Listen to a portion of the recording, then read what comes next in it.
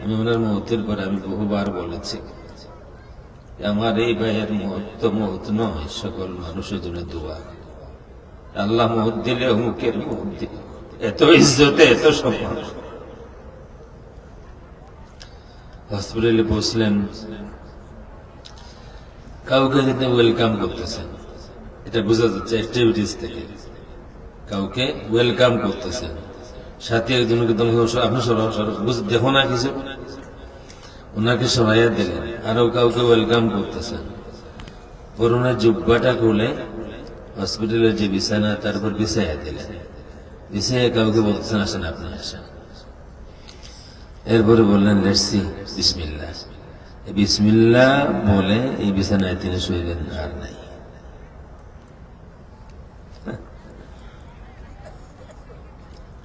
মউত হবে মদিনা শরীফে, আর মসজিদে নববীর একেবারে পাশে আল আনসার হসপিটাল। আর বিদায়ের সময় তিনি কাউকে দেখবেন আর ওয়েলকাম করবেন, আর জুব্বাটা খুলে বিছিয়ে দিয়ে বলবেন আসেন আপনি বসে। আবার এই জায়গাতে এটার মউত হবে, এর থেকে নসিবের মউত আর কি হতো।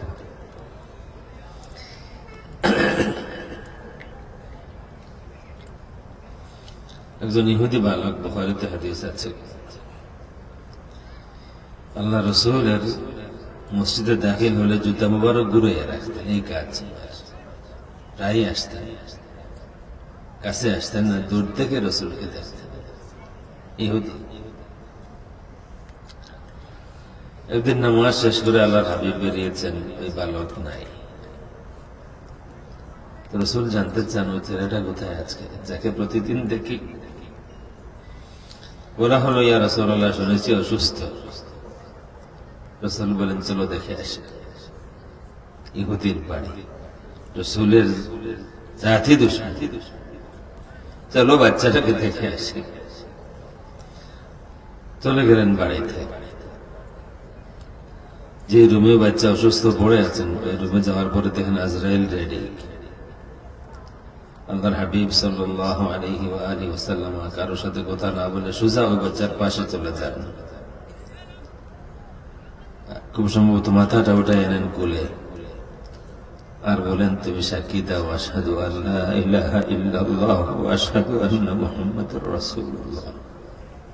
সে তো ইহুদি, ছোট বাচ্চা, তার বাবার দিকে নজর করতেছে, কি করবে। তো ইহুদি হয়তো তার মনেও পরিবর্তন আসে, যাকে আমরা দুশমন ভাবি, যাকে আমরা দুশমন ভাবি, আমার ছেলে অসুস্থ সংবাদ পেয়ে তিনি এসেছেন বাচ্চাটাকে দেখতে। সে বলতেছে আতি আবুল কাসিম, বাবা আবুল কাসিম মুহাম্মদ সাল্লাল্লাহু আলাইহি ওয়াসাল্লাম যা বলেন তুমি তার কথা শোনো। বাচ্চারা কলিমা পড়ে সাথে সাথেই রূহ কবজ হয়ে যায়। আল্লাহর হাবিব সাল্লাল্লাহু আলাইহি ওয়া আলিহি ওয়াসাল্লাম আল্লাহর শুকরিয়া আদায় করেন, সময় মতো আসতে পেরেছি, আল্লাহর এক বান্দার নাজাত হলো।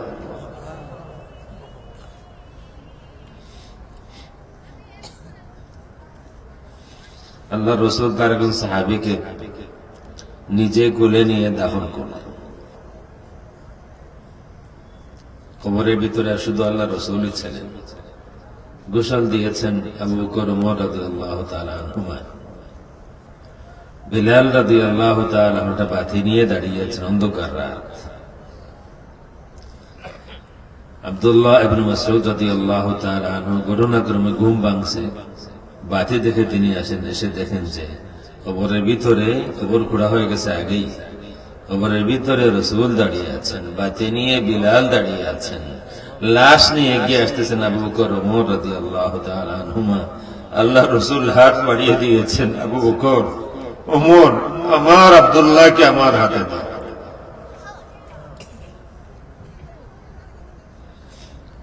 আমার আব্দুল্লাহকে আমার কাছে দাও। আল্লাহ রাসূল কোলে নিলেন, লাশটা মাটিতে রাখলেন, দাঁড়ায় একটি দোয়া করলেন, একটি কথা 3 বার বললেন, আল্লাহুম্মা ইন্নী আমসাইতু আনহু রাদিয়া ফারদ আনহু আল্লাহুম্মা ইন্নী আমসাইতু আনহু রাদিয়া ফারদ আনহু, আল্লাহুম্মা ইন্নী আমসাইতু আনহু রাদিয়া ফারদ আনহু। তিনবার বললেন, আল্লাহ গত সন্ধ্যা পর্যন্ত আমি আমার এই সাহাবের উপরে রাজি ছিলাম, তুমি রাজি হয়ে যাও। রসুল রাজি ছিলেন, এর উসিলা নেই। রসুল নিজেই তিনি যে রাজি ছিলেন এই উসিলা পেশ করলেন আল্লাহ দরবারে। আমরা অবশ্য আজকাল বয়ান শুনি, রসুল যদি খামাখা আমার উপর নারাজ হয়ে যান আমি কেয়ার করি না, এই ধরনের মোরুল্লাস, এই ধরনের একটা বয়ান বাংলাদেশেই শুনছি ইদানিং। রসুল যদি খামাখা, একজন বক্তা বলতেছেন, নামের শেষে কাদিরি আছে, যদি রসুল খামাখা নারাজ হয়ে যান, অসন্তুষ্ট হয়ে যান, তাইলে আমি এটা পরোয়া করি না। নাউযু বিল্লাহি মিন যালিক।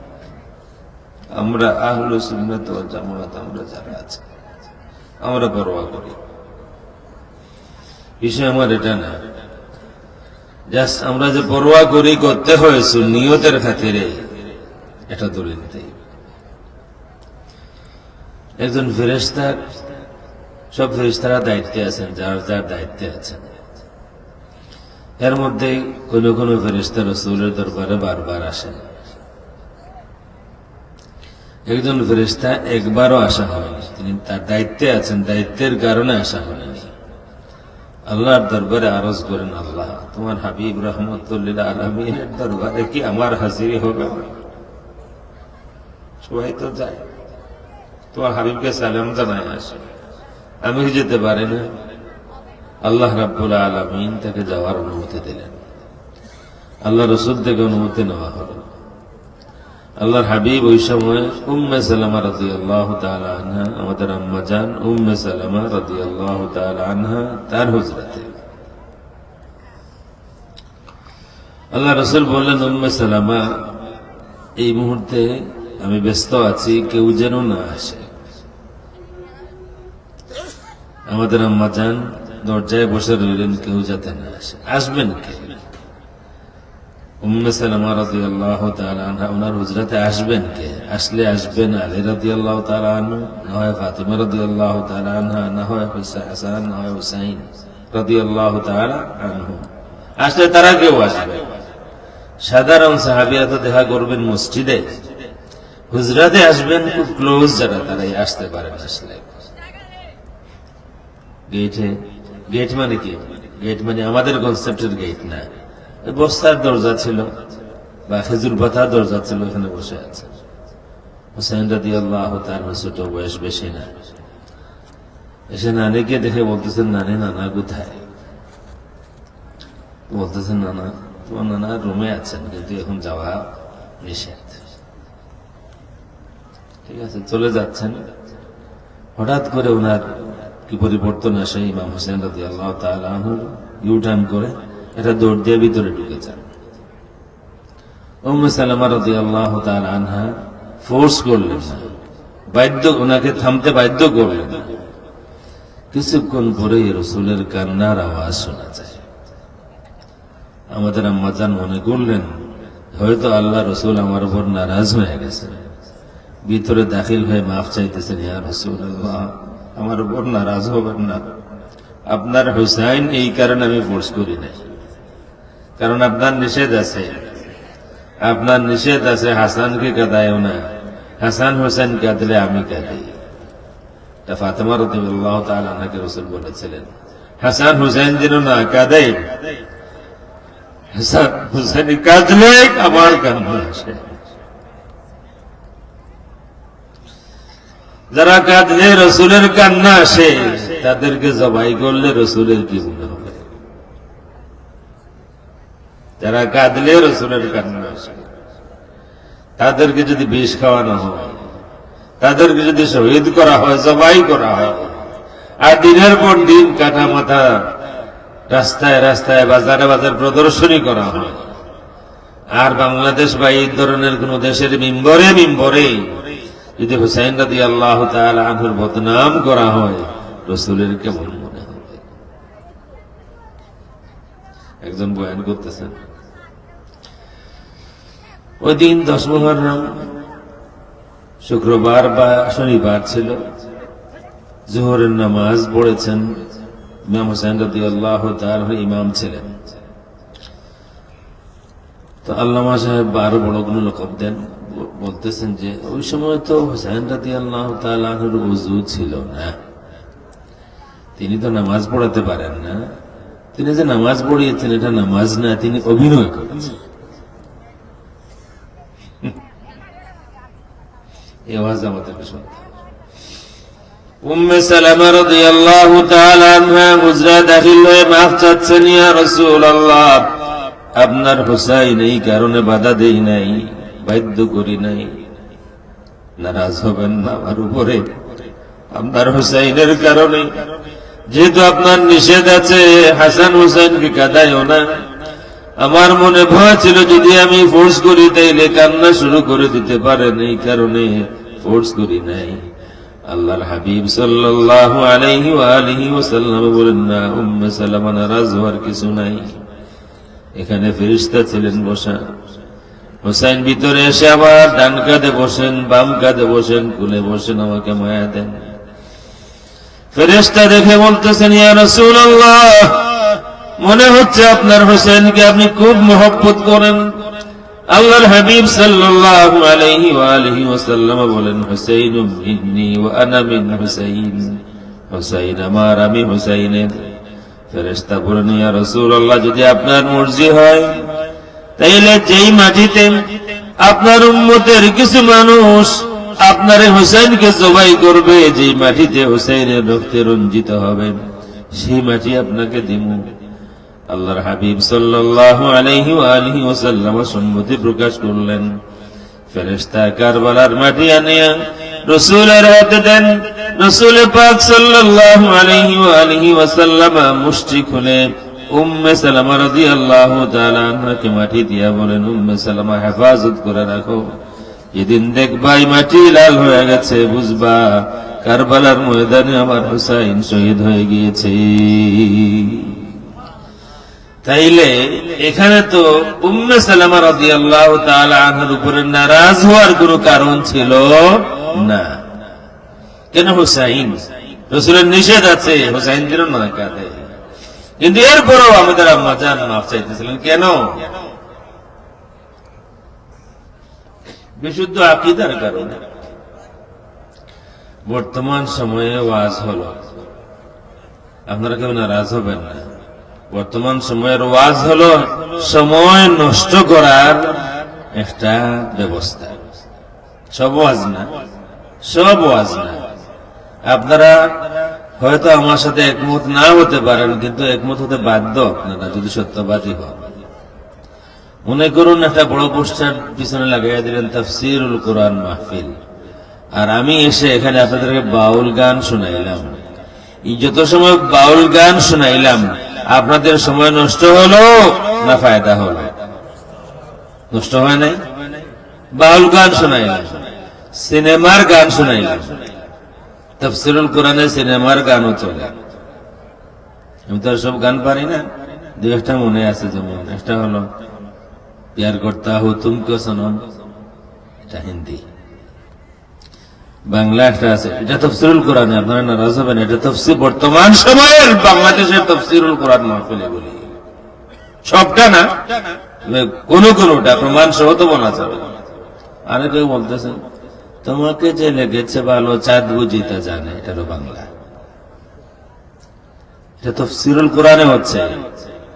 অন্তত যত সময় আউল বাউল ফাউলদের আর সিনেমার নায়ক নায়িকাদের গান যত সময় হচ্ছে, আপনার সময় নষ্ট হচ্ছে, আপনি মানতে বাধ্য, ঠিক না ভাই? ঠিক।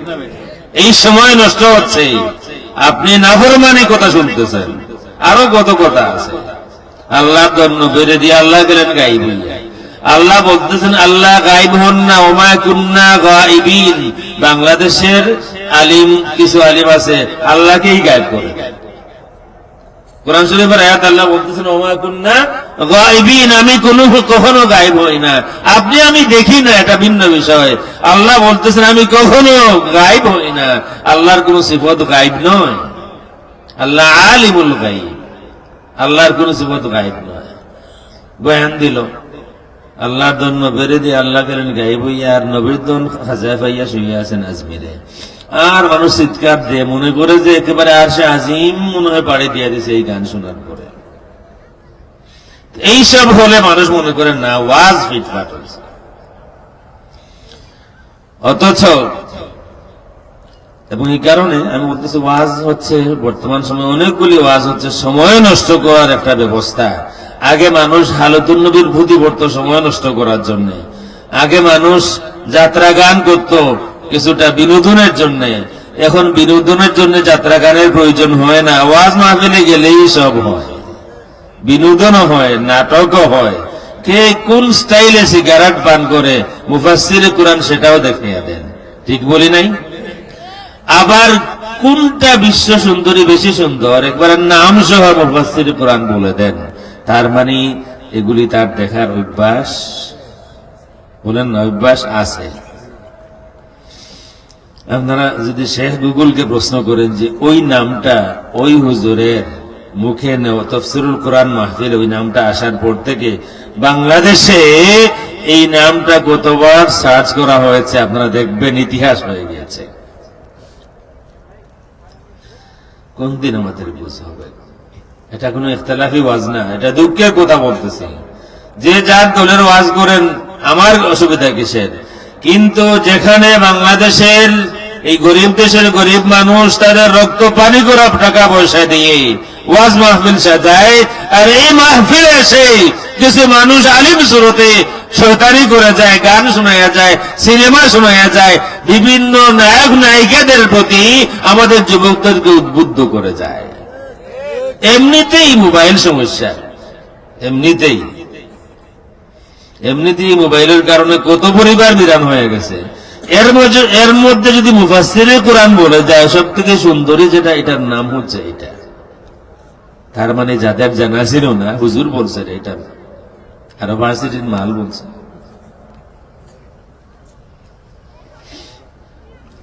আমাদের দরকার কি? আমাদের দরকার হলো আমাদের সময়ের জন্য মূল্যায়ন করা হয়, আমাদের সময় যেন নষ্ট না হয়। এক একটি মুহূর্ত অনেক দামি, এক একটি মুহূর্ত অনেক দামি। মনে করুন আমার 10 কোটি টাকার সম্পত্তি আছে, আমি যেদিন বুঝবো যে এটা আমার শেষ মুহূর্ত, আমার মন চাইবে 10 কোটি সদকা দিয়ে দিব বাবা আজরাইল, কিন্তু তুমি 2 দিন পরে আসো। আজরাইল মানবো? তাইলে অন্তরপক্ষে আপনারা আশা করি আমার সাথে একমত হবেন, ওয়াজগুলাতে আল্লাহর ওয়াস্তে সিনেমার গান বন্ধ হোক। আপনারা একমত আছেন? বাংলা সিনেমা হোক আর হিন্দি সিনেমা হোক, তাফসীরুল কুরআন মাহফিল হোক আর নয় সিরাতে মুস্তাকিম কনফারেন্স হোক, অন্ততপক্ষে আল্লাহর ওয়াস্তে বাংলা হিন্দি সিনেমার গান বন্ধ হোক। তারিফ কোন নায়িকার তারিফ নয়, আল্লাহ এবং রসুলের তারিফ হোক। রসুলের তারিফ হলে অনেকের মুখ কালো হয়ে যায়, কিন্তু নায়িকার তারিফ যখন হয় আরো মারাত্মক। সপ্তাহ বলা যায়, ওরা ছোট বাচ্চারাও আছে, আরো মারাত্মক। দেহের বিভিন্ন অঙ্গ প্রত্যঙ্গ আছে, কোন অঙ্গর সাইজ কেমন, এগুলাও তাফসীরুল কুরআন মাহফিলে নোয়াখালীর মৌলভী সাহেব আছেন, তিনি বলেন কার কোমরের সাইজ কি আরো আছে। আসুন আমরা সময় নষ্ট করব না, এগুলো দুঃখের কথা বললাম। এইসব ওয়াজে যাবেন না, বাচ্চাদেরকে যেতে দিবেন না, নষ্ট হবে, এরা বদখেসলত হবে, চরিত্র নষ্ট হবে। সেখানে যায় যদি গরম গরম যেখানে যৌন সুরসুরিতে যেসব বয়ান এগুলো শুনে নষ্ট হবে, যাবেন না এগুলাতে। এটা আমি আল্লাহর ওয়াস্তে বলছি, আপনাকে আমার ভাই মনে করে। আপনার বিরোধী আদর্শের কোনো মানুষ হোক, আপনি তার মাহফিলে যান, যে কোরআন সুন্নাহর কথা বলে, যে হক কথা বলে, কোন বিষয়ে আপনি একমত না হতে পারেন, আপনি সেটা মানবেন না। যেটা আপনি, যেহেতু আপনি তো আর একেবারে ফিডার খান না, আপনার পক্ষে বোঝা সম্ভব কোনটা হক কোনটা বাতিল। হাজারো আলিম উলামার দেশ এই বাংলাদেশ, আপনি ভেরিফাই করে নেবেন যেখানে সন্দেহ হয়। যেমন মনে করুন কোন ওয়াজে গেলেন, যাই আপনি শুনলেন যে বাংলাদেশে যেই নামাজ পড়া হয় এটা রসুলের নামাজ, এটা বানোয়াট নামাজ, আপনি এটা মানবেন না। আপনি আরো 10 জন আলিমকে জিজ্ঞাসা করবেন যে আমি একটা ওয়াজে গেলাম, একজন আলিম বললেন এটা বইতে লেখা আছে জাল হাদিসের কবলে রাসূলুল্লাহ সালাতের বইয়ের 28 পৃষ্ঠায় লেখা আছে, বাংলাদেশে প্রচলিত যে নামাজ আছে এই নামাজ রাসূলের নামাজ নয়, এটা জাল জয়ীফ হাদিস ভিত্তিক বানোয়াট নামাজ। আমাদের নামাজ কি বানোয়াট? আমি যে আয়াত পড়েছি আসলে আয়াতের মধ্যে থাকবো এখন থেকে। লা ইয়াতিহিল বাতিলু মিন বাইনি ইয়াদাইহি ওয়ালা মিন খালফিহি তানজিলুম মিন হাকীমিন হামিদ। কোরআন শরীফ সম্পর্কে এই আয়াত, কোরআন শরীফ তথা ইসলাম সম্পর্কে এই আয়াত। কোরআন শরীফ, ইসলাম কি কোরআন শরীফ বাদ দিয়া না ইসলামে কোরআন শরীফ আছে? সুতরাং কোরআন তথা ইসলাম সম্পর্কে এই আয়াত, লা ইয়াতিহিল বাতিলু মিন বাইনি ইয়াদাইহি, এই কোরআন এবং ইসলামে কোনোভাবেই সামনে থেকেও বাতিল এসে ইসলাম হিসাবে পরিচিত হতে পারবে না। বাতিল কোন সময় ইসলামে দাখিল হতে পারবে না, সামনে থেকেও না, পিছন থেকেও না। লা ইয়াতিহিল বাতিলু মিন বাইনি ইয়াদাইহি ওয়ালা মিন খালফি। শয়তান কোরআনে ইসলামের মধ্যে না কোনো পরিবর্তন করতে পারবে, না কিছু বাড়াতে পারবে, না কিছু ছাড়াতে পারবে, যোগ করতেও পারবে না, বিয়োগ করতেও পারবে না। এটা তাফসীরের মধ্যে গোদাগুলি আছে, তাগয়ীর করতেও পারবে না। লা তাগয়ীর, কোন তাগয়ীর হবে না, পরিবর্তন করা সম্ভব না। সামনে থেকে এসে ইসলামের মধ্যে বাতিল দাখিল হতে পারবে না, পিছন থেকে এসেও ইসলামের মধ্যে বাতিল দাখিল হতে পারবে না। আল্লাহ রাব্বুল আলামিন এরপরে বলেন তানজিলুম মিন হাকীমিন হামিদ, এই কোরআন নাজিল হয়েছে হাকিম থেকে, যিনি হাকিমুন ফি খালকিহি ওয়া আমরিহি। আল্লাহ রাব্বুল আলামিন হাকিম, ওয়াইজ, যিনি তার সৃষ্টির ব্যাপারে এবং তার আদেশের ব্যাপারে, আহকামের ব্যাপারে তিনি হাকিম। আর হামিদুন ফি জামিউল আহওয়াল, আল্লাহ রাব্বুল আলামিন প্রশংসিত সর্বাবস্থায়। আল্লাহর কোনো আইব আছে? আল্লাহর কোনো আইব আছে? বলেন না, আল্লাহর কোনো আইব আছে? আল্লাহর কোনো আইব নাই, আল্লাহর কোনো আইব নাই। আল্লাহর কোনো কাজে আপত্তি করার কোন অধিকার আপনার আছে? আপনি বা আমি মুসলমান, আমি কি বলতে পারি আল্লাহ তোমার সব ঠিক আছে কিন্তু তোমার অমুক সিদ্ধান্তটা আমার মন মতো হলো না? এটা বলার কোন সুযোগ আছে? বলেন না, আছে? নাই। বাংলাদেশে আছে। অমুকের বিরোধী যারা, তাদেরকে যদি জান্নাতে দিয়ে দেওয়া হয় আল্লাহর সাথে ঝগড়া হবে। বাংলাদেশে অমুকের বিরোধী যারা, তাদেরকে যদি জান্নাতে দিয়ে দেওয়া, জান্নাতে তার আমি দিব না, আল্লাহ দিবেন কাউকে যদি দেন। আমাদের কথা বলছে আল্লাহ রাব্বুল আলামিন যাকে ইচ্ছা জান্নাতে দেন, আমাদের কোনো আপত্তি নাই। রাসূল যাকে ইচ্ছা তার শাফাআত করুন, আমাদের কোনো আপত্তি নাই। আরো কার আপত্তি? ওনার বিরোধী কেউ যদি জান্নাতে চলে যায় আল্লাহর সাথে ঝগড়া হবে। তানজিলুম মিন হাকীমিন হামিদ, এই কোরআন নাজিল হয়েছে হাকিম যিনি তার পক্ষ থেকে, হামিদ যিনি। হাকিম, হাকিমুন ফি খালকিহি ওয়া আমরিহি, আল্লাহ রাব্বুল আলামিন হাকিম তার সৃষ্টির ব্যাপারে, আল্লাহ রাব্বুল আলামিন হাকিম তার আদেশের ব্যাপারে। হামিদ ফি জামিউল আহওয়াল, আল্লাহ রাব্বুল আলামিনের প্রশংসাই শুধু হয় সর্বাবস্থায়। আল্লাহর কোনো আইব নাই। এই কারণে কোরআন শরীফে বারবার আমরা বলি সুবহানাল্লাযী সাব্বাহা লিল্লাহ ইউসাব্বিহু লিল্লাহ। সিজদাতে যায়া বারবার বলি, রুকুতে বলি সুবহান রাব্বিয়াল আযীম, সুবহান রাব্বিয়াল আ'লা। আল্লাহর কোনো আইব নাই।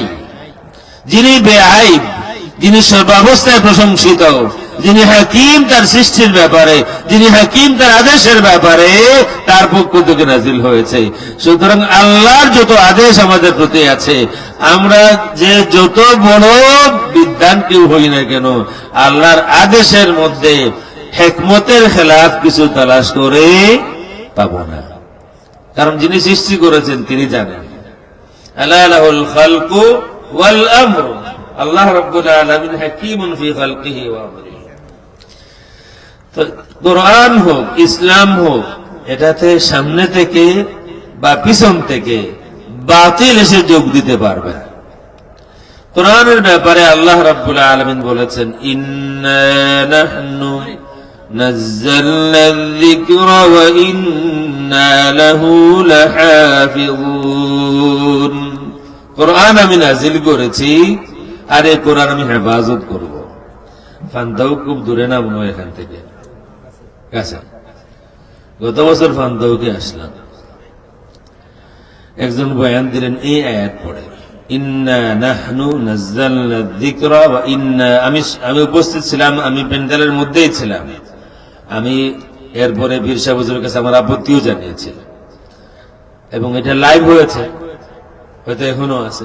একজন বক্তব্য দিলেন এই আয়াত পড়ে, ইন্না নাহনু নাজ্জালনা যিকরা ওয়া ইন্না লাহু লাহাফিজুন, যে আল্লাহ নাজিল করেছেন। তিনি বললেন কোরআন নাজিলে আল্লাহর সাথে জিবরিলও শরীক।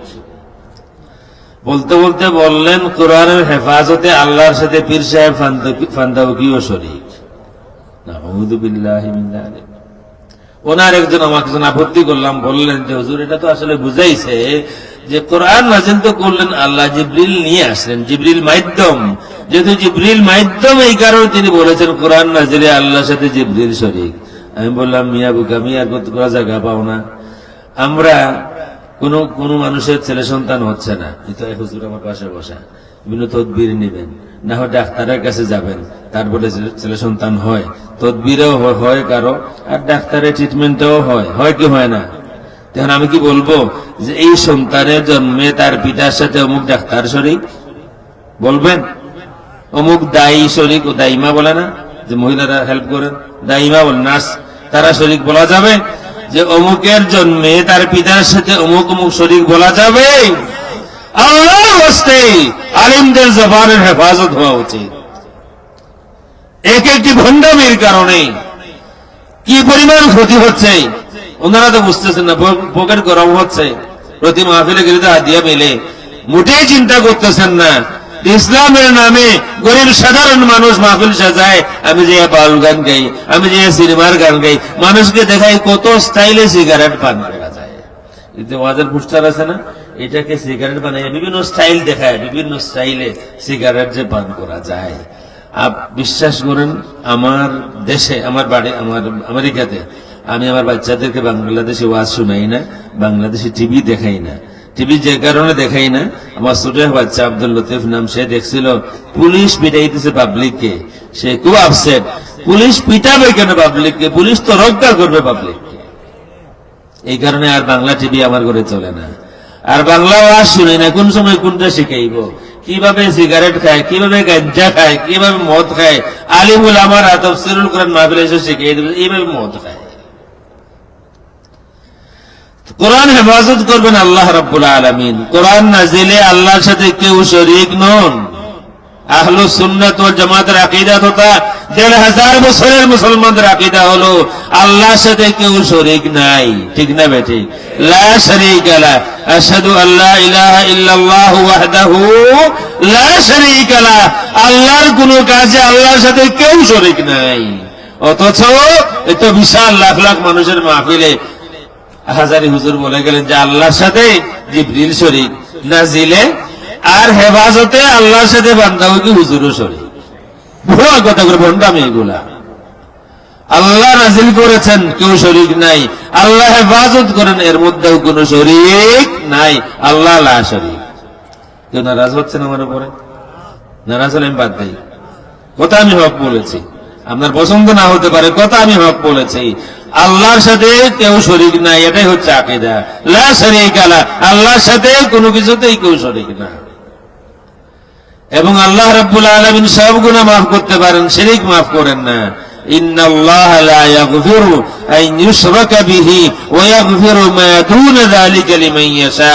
আল্লাহ রাব্বুল আলামিন সব গুনাহ মাফ করতে পারেন, কিন্তু শিরক মাফ করবেন না। আমি বলে দিলাম যে আল্লাহর সাথে জিবরিল শরীক। কেউ যদি পারেন রাসূল থেকে শুরু করে 1 লক্ষের উপরে সাহাবায়ে কেরাম, তাবিঈন, আইম্মা, মুজতাহিদিন, ১৫০০ বছরে কোন ইমাম বলেছেন আল্লাহর সাথে জিবরিল শরীক, আমি মাথা নত করে মেনে নেব। আসলে আমাদের হেদায়েত হওয়া জরুরি। আগে কোরআন হেফাজত করবেন আল্লাহ রাব্বুল আলামিন। কত আন্দোলন হয়েছে, কত ফিতনা হয়েছে কোরআনের মধ্যে নানান কিছু ঢুকিয়ে দেওয়ার জন্য। ফিতনার পর ফিতনা হয়েছে। সমস্ত উলামায়ে কেরাম এক সময়ে মুসলিম জাহানের সমস্ত উলামায়ে কেরাম একমত হয়ে গিয়েছেন একটি বাতিল মতবাদের উপরে। একজন মাত্র ইমাম তিনি একমত হন নাই, যার কারণে আহলুস সুন্নাত ওয়াল জামাআত তথা মুসলমানদের ইজ্জত রক্ষা হয়েছে যে বাতিলের উপরে মুসলমান ঐক্যবদ্ধ হতে পারে না। আল্লাহ রাসূল বলে গিয়েছেন, লা তাজতামিউ উম্মতি আলা দালালা